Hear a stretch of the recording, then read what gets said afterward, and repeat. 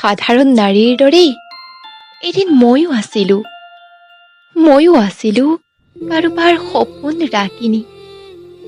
আপোনাৰ দৰে মোৰো প্ৰিয় আছিল পৃথিৱীৰ সমস্ত সেউজীয়া। প্ৰিয় আছিল মোৰ ৰামধেনুৰ সাধু ৰং। সেয়ে ৰামধেনুৰ ৰঙেৰেই বোলাই লৈছিলোঁ জীৱনৰ গতিপথ। সেই দিনটো আজিও ভাহি আছে মন দাপোনত। এজাক অঘৰী ধুমুহাৰ দৰে আছিল সেই দিনটো। ঘৰমুৱা পক্ষীৰ কোলাহলকো আওকাণ নকৰি শাওনৰ পথাৰত সেউজীয়াবোৰ গুজি বাট লৈছিলোঁ ঘৰলৈ বুলি। আনদিনাৰ দৰেই সেইদিনাও কিন্তু ৰোগীয়া আইজনী নঙলাৰ মুখতেই ৰৈ আছিল মোৰ অপেক্ষাতে। লুংলুঙীয়া বাটেৰে ঘৰমুৱা গতিৰে দুভৰিৰ খোজ। হঠাৎ নিৰ্জন পথটোত ৰুদ্ধ হৈছিল দুভৰিৰ খোজ।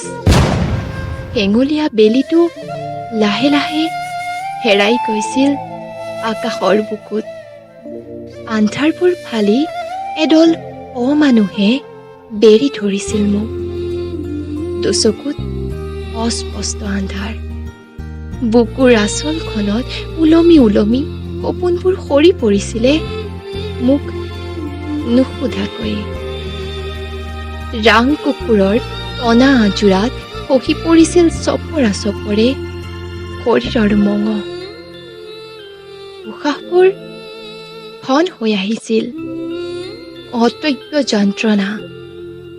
সিহঁতে কিন্তু এবাৰো নুশুনিলে। কিমান যে কাতৰ অনুৰোধ কৰিলোঁ। মেৰুদণ্ডবিহীন প্ৰাণীবোৰে মোৰ শৰীৰটোৰ লালসাত এটা এটাকৈ হত্যা কৰিছিল মোৰ সুখবোৰক। তেতিয়া বৰকৈ চিঞৰিছিলোঁ, মোক বচা ঐ, মোক বচা। কোনেও শুনা নাছিল মোৰ সেই চিঞৰ। আনকি নঙলা মুখত ৰৈ আয়েও শুনা নেপালেগৈ সেই চিঞৰ। সেই নিৰ্জন পথটোতেই পশুবোৰে কাঢ়ি নিলে মোৰ অস্তিত্বক, কাঢ়ি নিলে জীৱনৰ সৰিয়হ ফুলীয়া ৰং, আৰু মোৰ বুকুত আচুৰি আঁকি দিলে বিষাদৰ এডাল অপৰিসীম ৰেখা। পশুবোৰৰ কামনৰ বলি হৈ জহি খহি যোৱা শৰীৰৰ অৱশিষ্টখিনিক টানি আজুৰি আইক গতালোহি। তাৰ চকুত নামি আহিছিল বাৰিষাৰ প্ৰথম জাক বৰষুণ।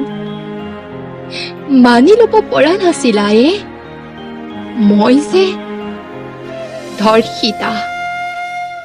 ন্যায় প্ৰাপ্তিৰ তাৰণাত খবৰ কাকতে শিৰোনাম দখল কৰিলোঁ। তথাপিও সমাজৰ চকুত ধৰ্ষিতা অথবা অৱহেলাৰ পাত্ৰী হৈয়ে ৰলোঁ। কোনেও নুশুনে মোৰ সপোনবোৰৰ আৰ্তনাদ। কোনেও নুশুনে মৌন উঠত উশাহৰ কঁপনি।